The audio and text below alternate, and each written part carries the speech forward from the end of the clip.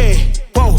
Look, they can never keep me down, I'm going. And if I ever fail, just know I'll go again. I never quit, cause I know that every loss may lead to another win. I'm going up. Hello, everyone. Welcome to the Spot Real Talk. My name is Tiara. I'm Tiffany. And I'm Ron. And today we are back to discuss another episode of Ghost. So this is now season 3, episode 2, and it was titled Need versus Greed. And before we start talking about the episode, please make sure you drop down to that subscribe button and click that, as well as the notification bell and the like button. All of those things help support us and help our channel grow, and we definitely appreciate you guys' support. So now we can go ahead and hop into this episode of PowerBook 2 Ghost.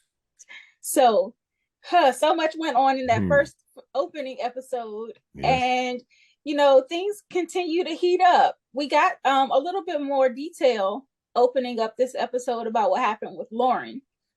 And so we see that, Effie's attempt at a murder actually failed because of, Lauren was just unconscious when she knocked her out and tried to push her into the little water area, the river or whatever it was, but it didn't actually stay submerged very long because a bystander, seen and saved the day. So Lauren better be thanking God that man, came by and saw her.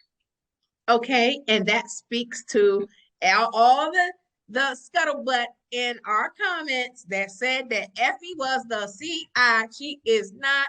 I was right saying it right off the break because Jenny said to Sax, "You're my CI. You're supposed to be getting this information for me." Yep, you were vindicated there. Vindicated. Y'all better start listening to me. Okay, but here's another question: can a CI have a CI, particularly if the CI is federal?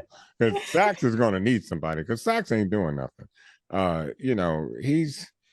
He's still trying to get in Jenny's drawers, and pardon the expression, but that's what all Sax wants to get in Jenny's drawers. He's not really doing it. She's playing Sax, so I think she's playing him for real. He's gonna have to flip it because he's not dumb. So yeah, he's sprung right now, but now he's seeing like she's asking for more and more information, but she's withholding the booty. So he gonna flip the script on her. Watch. Well, particularly after he gave her some very pertinent information. And if she doesn't give him that, if she doesn't give it up after that, Sax, you need to, And watch he find out about Lauren and stuff. He gonna find out. He gonna be like, "Oh, she been playing me withholding and stuff." Yep. And he probably gonna mess around, and he might end up siding back with Davis because he gonna see her true colors. Because at first she was talking a good game, like she really wanted a relationship and stuff. But she been playing Sax. Yep. And I want to give Jenny the hands. I'm going to go ahead and say deserve the hands. Because even with how she was treating Lauren, telling her she couldn't use the internet or nothing, she couldn't even talk to her own parents to let them know she's still alive. Like, come on now. Yeah, and there's a difference between witness protection and hostage, being captive. Right now, she's being captive. Okay, there's no other word for it. You're captive, and you're a hostage. And so, I don't know what Jenny is really thinking about, but if that got to her superiors, thinking about she only think about solving the case. Right. She and Blanca Rodriguez are the same. That's why they aligned in this, because it's one track mind. They're not thinking about legality. And what's gonna happen? Lauren gonna end up jumping ship. Watch. Yes. She gonna end up getting out of Dodge, which is gonna be dangerous for her because somebody like Kane, it's gonna be dangerous for her. Exactly. But she didn't. Go ahead. She didn't exonerate Reek, so I was glad when Jenny said, "Well, this is the person that we think is the kingpin," which is ridiculous. A 19-year-old being the kingpin, even though he is. But technically speaking, you wouldn't think a 19-year-old would run such an organization. But at least when she saw the picture, she didn't exonerate him. I mean, she not exonerate. She didn't. She didn't rat on him. Rat on him. She pretty much exonerated him, and that's what I'm trying to say. I don't think she still loves Reek. Yeah, it seems like she does. But then again, did she have a second thought? Did she wonder if it's possible that Reek might have something to do with all of it? I know she doesn't think Reek has anything to do with her near death. But hopefully, she'll stay strong and not and not put anything out, on Reek and not get taken out for real this time. Well, that's good. And once they put her in witness protection, I don't know, because like you said, Kane is out there. He's gonna be like, "Oh, you didn't finish the job." And you heard when Braydne was talking with Effie, Braydne's like, maybe we should just tell Tariq, and Effie's like, no, we taking this to the grave. We ain't saying nothing. I think that's a mistake too. I actually think that's a mistake. That is a mistake. It is. That is a mistake. He's going to be very upset with both of them once he finds out the truth. Like that might really, it's almost treason, because here you got this person, the only person that we know that can, flip everything on its head, and you all had one job to do, and you didn't get it done, and then you withheld that information from me. Well, Tariq told them to get her out of town, so it was never his aim to kill Lauren in the first place. But to know that this happened, he's gonna be done. Yes, he's gonna be done with Effie. He might do her in. And I saw a trailer of Tariq, and it looked like he was punching Braydne. So I was like, I wonder if it's gonna be behind this situation with Lauren. Well, I saw a trailer with Effie and Tariq, and she raised her jacket or shirt up, and we didn't see what she had under it. But he asked her. She was like reaching for her gun, because I think she felt like she was threatened. I don't know. It seemed like I don't know. It didn't seem, because it seemed like Reek asked her a question, like, "What are you doing?" He says. He said something to the effect, what have you done, or what are you doing? And she kind of reached for her jacket. I'm thinking, and so I'm like, is that a wire that she's about to expose? No, it looked like she was reaching for her gun, because the way he asked her in the trailer, like almost like he knew. It was like he was confronting her, and so it looked like she was reaching for her gun, like, let me prepare to protect myself. Because I think when you have a secret like that, you can't help but to be a little paranoid and overcautious that the truth is eventually going to come out. And so at that point, it's like you almost got to be on your toes all the time. So I feel like this season is going to be, it's going to test all of their bonds and friendships, so we'll see as it unfolds. But, somebody else I want to give the hands to, Detective Whitman. I feel like he's going to be one that gets killed this season too. It's always the ones that try to do the most. Yeah, I think so too. He's in the way.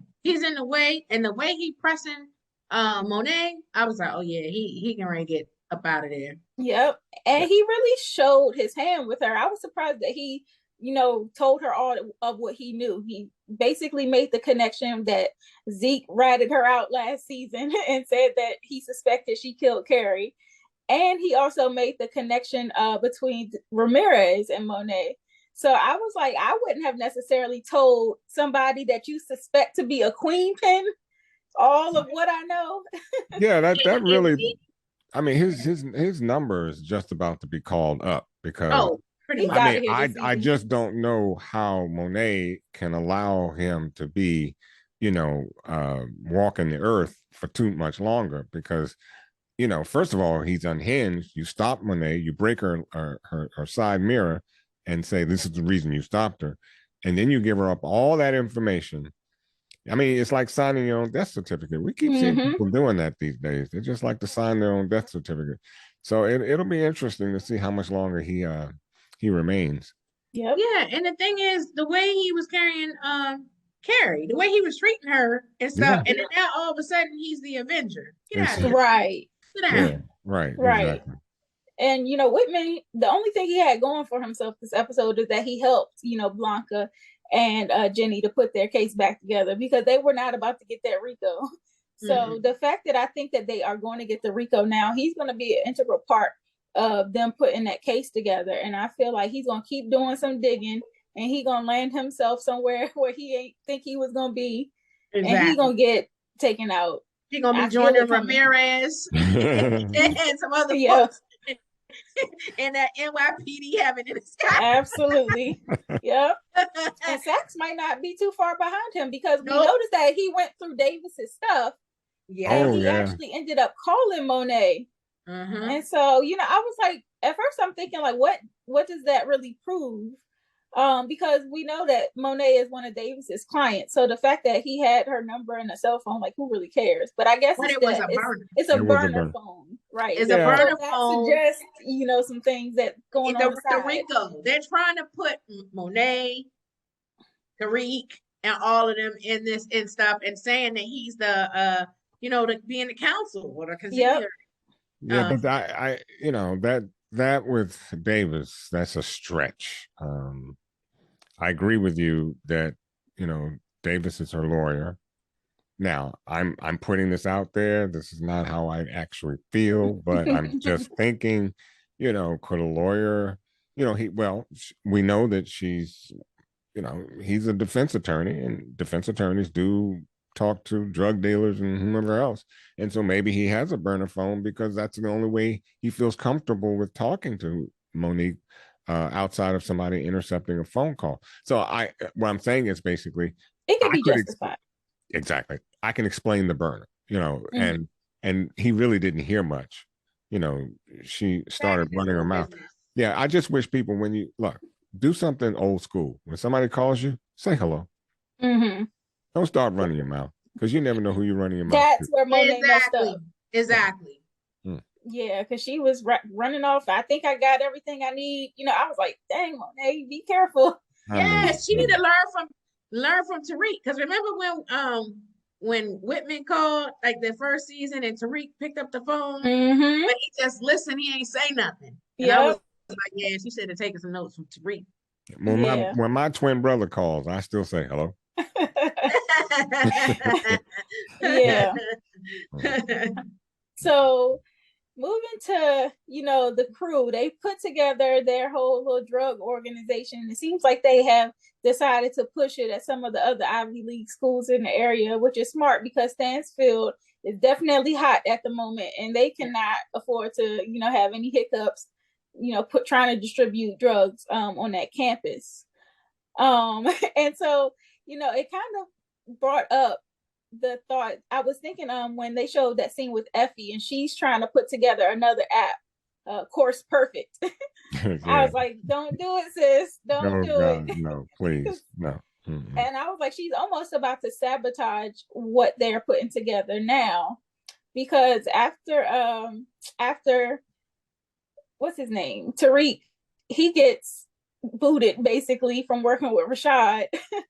So Well, Rashad just, you know, he is as underhanded as he can get.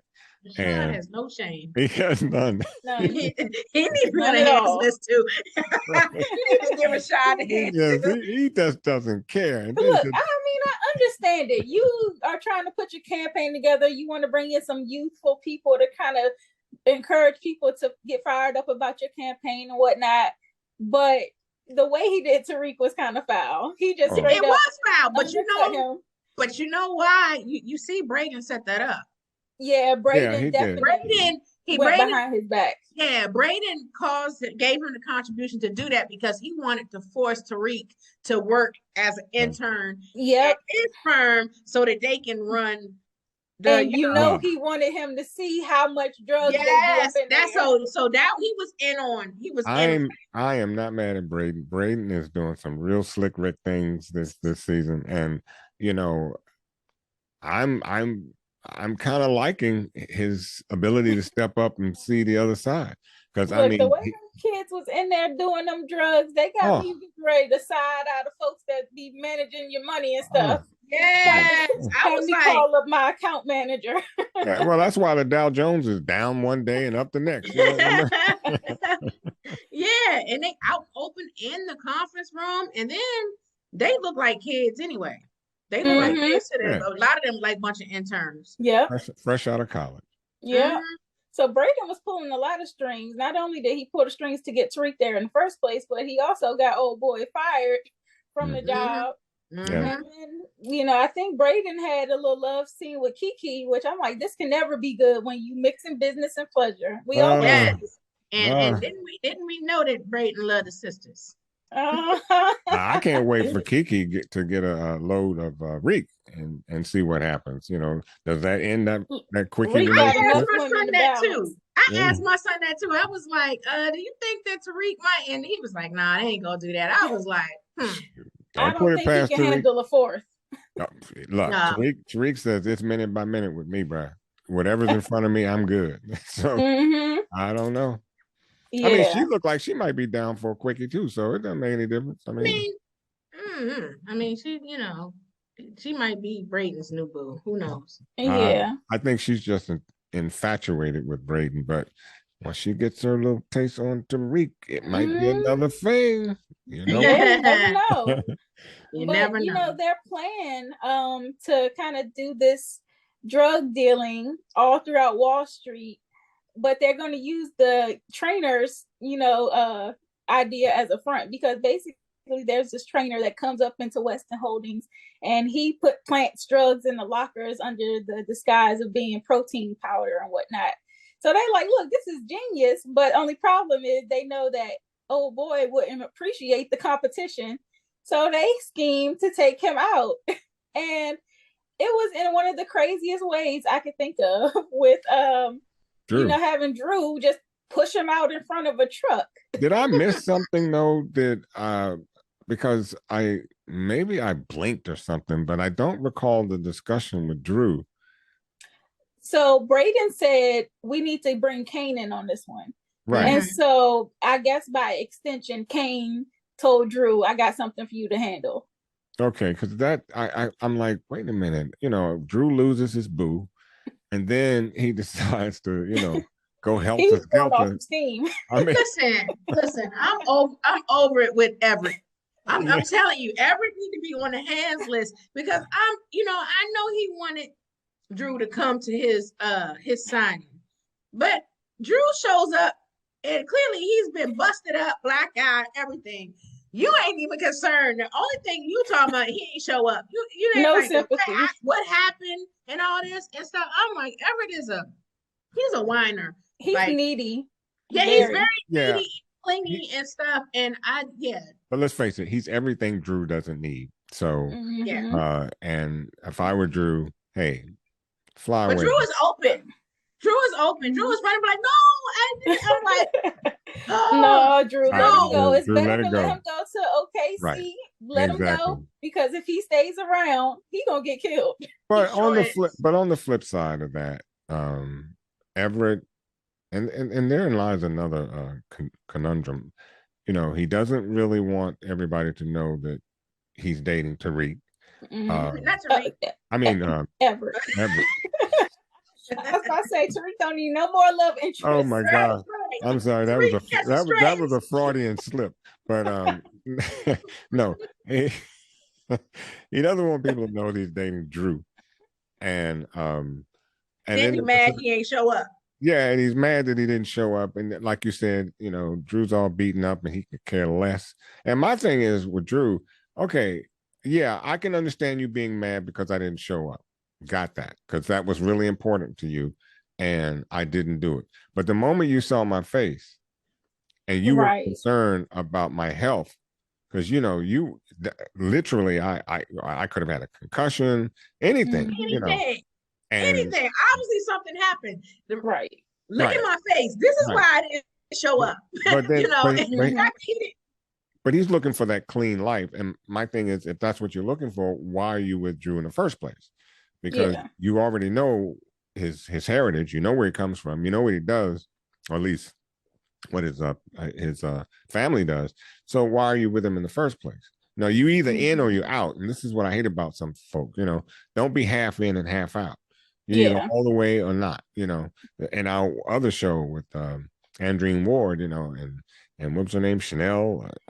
Big Mo in Your Honor. Yeah, same difference. Chanel, you riding with Big Mo as long as everything is fine. Oh, it's my Janelle. Oh, Janelle, yeah, the singer, yeah. Yeah, everything's fine, until it ain't. And then when it's not, you want to roll out. Yeah, she wants the good side of her. She don't want the whole thing. And that's the same with Everett. He only wants the good part, but not, the rest of the shenanigans that comes Well, with isn't dating somebody that with everybody? Didn't Yeah. Angela Valdez Well, only it's want not. Jamie? It's not. Yeah. You know. Yeah. Well, dang, you brought that up. So I mean, she It's did. I true. mean, it's the same thing. She did. She was like, I can't be with Ghost. She wanted to be with Jamie. Mm-hmm. You know, Same with him. It's the same thing. Yeah, but I guess it's different when you aren't given the choice because Everett really fell for Drew before he knew anything about his family. So it's kind of like you drugged me into this and you didn't give me a choice to make a decision about whether I wanted to love you for who you are truly. Mm-hmm. Well, don't love so hard Once next he time. found out, he could have bounced. Well, no, that's right, and I yeah. think that's what he's doing now. He should have bounced, Right, and then he's still sticking with him and everything. But then you're hanging it over his head, and that's why I agree with you, Ron. Like either in or you're out. Like you don't want to rock with it. Peace. Exactly. But the fact that there's so many murders associated with that family is enough for me to say. Listen, I would be out. I'm like, I don't need this Robin. Look, the moment you drop that name, I would have what? Okay, you. Okay, peace. Yeah, let me do that Michael Jackson moon slide out backwards or whatever. Moonwalk out because I'm not. No, I can't hang here. Yeah. It's true. I got a good feeling too that they family about to be in the news for another murder too. When I seen Frank's wife Evelyn show up, I was like, Whitman digging in on that one now too. Mm-hmm. She was trying to give Mo some money, and Mo was like, Mo is a trip this season. I don't know. Monet is prideful. She's prideful, and she's. But I want to talk about this whole plot that Lorenzo set up. Lorenzo, I was a little disappointed in him this episode because he basically plotted for Drew to get beat up in the first place. So he hired somebody to beat Drew up. Well, it was one of the Guap boys. I don't know. Did he hire them? Or yes, he did. Because yes, he did. He hired them to throw them off the scent because he was charged with finding Zeke's murder, and so he did that, and he planned it. Yeah, and he was being very adamant with what's his name, Kane, when he was saying Kane basically was like, I don't think that he did it, and he's like, no, he did do it. It lines up and everything. And so, Drew was smart enough. I'm sorry, Kane was smart enough to really think things through this episode. Kane gets the game ball. For figuring it out. I know when I was watching it with my son, he was like, he said, Kane, no. He said, look at his face. Exactly. Like, he did it. Especially because when he was torturing those guys, with the blowtorch, they were like, the tail light, bald head, this all these things. And then I was upset. Why you gotta be set up? Why you gotta be all? Why did they need to be tortured in order for them to tell the truth? They don't have no skin in the game. That's my point. Oh, you got me. What? Y'all don't even have to tie me up. What do you want to know? Exactly. It was a bald-headed dude with a black jacket, and one of his tail light was out. So that's all we know. Why does it take you getting your ear burnt off to do that? Maybe they're not used to snitching because that's Mecca. Maybe because Mecca ran a tight ship and he was Norma's lieutenant. Maybe they figured, okay, if I run my mouth, then this might get back to her because you see Sis cutting off hands and everything. I know, but but my thing is the information they gave anybody could have given. Right, that's true. That's true. I mean that ain't no the dog breaking news. Could have been like, that ain't breaking news. Bald head, exactly. Bald head, broken tail light. Well, damn, you could have got that from anybody. Yeah.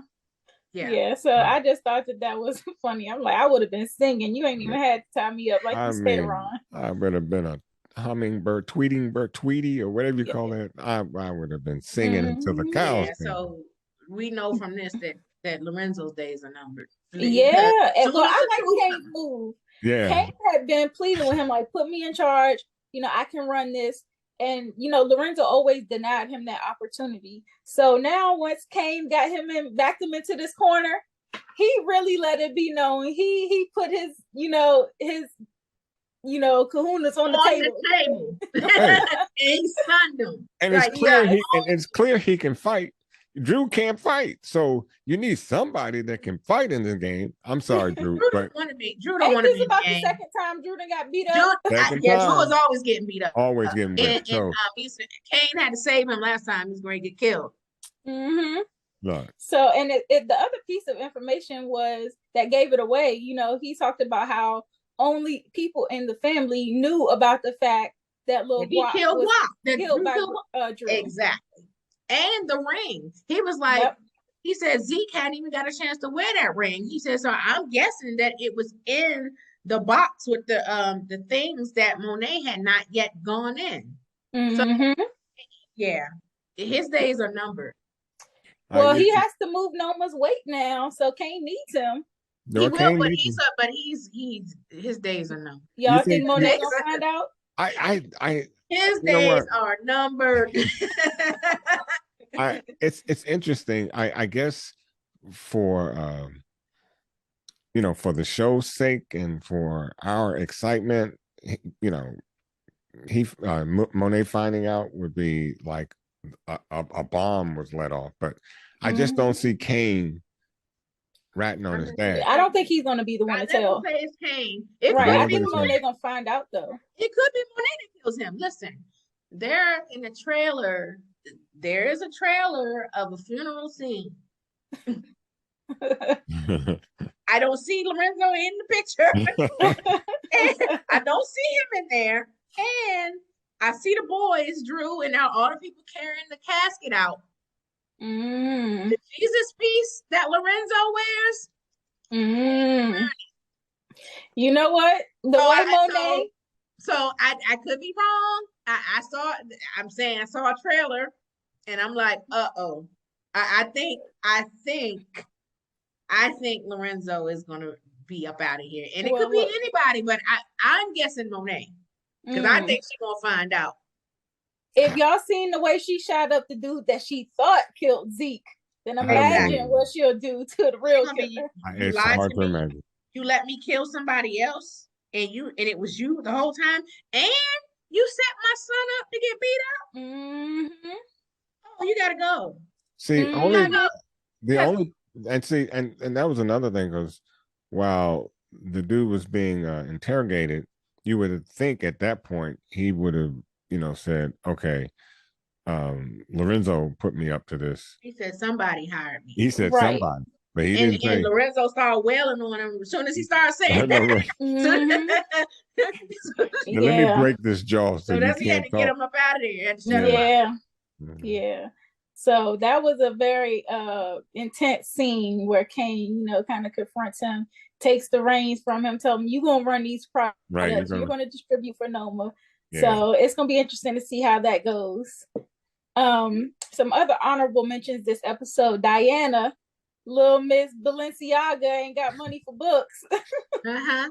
She gets hooked up with the TA, which, I'm hoping that they don't end up dating. Because this guy has no idea what he's in for. No, he don't know what he's in for. And can I just say this? And it's probably mean. And I want a cuter love interest for Diane. I'm sorry. That's me. That's me. I'm just a little mean. I'm sorry. Like, that's cool. I like the way he calls her queen and young queen and stuff, and he's respectful and everything. I like that. But I'm saying, I still think she's under Tariq's spell. Especially when you see the way she was in the cut eyeing him. Absolutely. She sees that he's moved up right now, and somebody else is paying her attention, and the way he's talking to her, calling her queen and stuff, and he's getting her a little job, and so he gonna get her good graces. So I think it might be a little love connection, even if it's not a long term. I just think that Well, we'll see. Somebody else that needed a love interest apparently is Rashad, because we heard Stephen Ott telling him he needs to have a wife, So I was wondering if that's where old girl that he had on his arm last week comes in, if she's just a prop, to fill in that role, and whether him and the actual Professor Bennett, might not make a better love connection at some point. He needs a bride interest, so I'd like to know which of the two he might go for. But then knowing Tate, heck, he might have somebody else in mind. We don't know what Tate might bring No, in. I think he wants it Harper. He has the history with Harper. Yeah, well, So that's I true. think, I think that she'd probably be the one that he'd be most aligned. Mhm. You know? And it's interesting that they brought Rick Sweeney back up because apparently, oh boy, ain't go away so easy. You know, he was still out there sabotaging Rashad's campaign, you know, pulling donors away from him and distributed them to the competition. So I think we'll see him again this season for sure. It's going to be very interesting to see where things go and who else dies, what else happens on that campus. I don't think Stansfield can take another scandal. Well, speaking of scandal, you know what's funny about Braydne's parents' firm is that they fired the dude for being racist, and they the most racist folks, you know, making a Juneteenth joke and some more. Big time. Trace, big time. They big time. They can get the hands too. They absolutely. So I'm like, wow. They talking about, oh, we don't do the alt-right, but I'm like, y'all sound like y'all could be on the committee. So look, check their closets. Yeah. So this was a very good episode to set us up for the season. I think we can start seeing a little bit of how things are going to go, especially from those trailers. We have a little bit of an idea. You know, it's going to be some deaths, some slow singing, some flower bringing. Yep. So I enjoyed this one a lot. I'm looking forward to the next one. Do you guys have anything else you want to add before we close out? Oh yeah, we read y'all comments as always. Love your comments and everything. And there was a lot of commentary about the Diana thing and saying about not a lot. A couple of people just said, how can we blame a teenager for everything? No, child stay in a child's place. I stand on that. She ran her mouth. She grown. She ran her mouth and set some things in motion. It's not all her fault. Monet should have done what she was supposed to do by telling the truth to Zeke. Lorenzo was the one that, you know, took Zeke out, but her running her mouth set some things in motion. So she culpable for some things. Teenager or not. Yeah, and somebody else, different show, the interview we had, they wanted to know if Keith and I were kinfolk. And if you're watching this, no, we're not. Yeah, I saw that. Yeah, I laughed. I'm like, I guess I look like everybody, because that's not the first time somebody, you know, Ron H, the guy. Ron H. You must have one of them faces, Ron. They think you related to everybody. Everybody. So if you guys haven't heard yet, we had an interview with Keith Matcha-Kanyanga, who plays Lil Mo on the hit series Your Honor. So check out that interview, just dropped recently. It's a really good one. And tell me if we look like kinfolk, please. And also make sure you check out the rest of our interviews in the playlist. We have Sacks we've had from this show. And then we have several others from BMF and you know, Steve Harris the other day. Steve Harris. Yeah, Steve Harris. What else? We have several interviews from The Shy, several interviews from BMF, like I said. Just a boatload of content. So go check out that interviews playlist and dive into those. Also make sure you drop down into the comment section and give us your thoughts on this episode as well as your predictions for next week. If you're not already, subscribe to our channel, like the video, and click the notification bell. We are also on social media at The Spot Real Talk, so you can follow us there and show some love. Keep up with all we have going on. And if you guys don't have anything else to add, I think we're going to call it a night. Looking forward to seeing what's next in episode 3. So make sure you're back here, same time, same place next week. Good night. Good night. Bye. The fast life, the fast living. They see the ambition, they know I'm past driven. Look, we are not the same, this is not a game. I've been swerving through the city in and out of lanes. Yeah, cause if I see it, then I want it, then you better know I got it. Ain't no options, I'm about to do the damn thing. I'm an outlaw, you can never catch me. never. These are the moments, only got one life. This is your moment, whether wrong or right.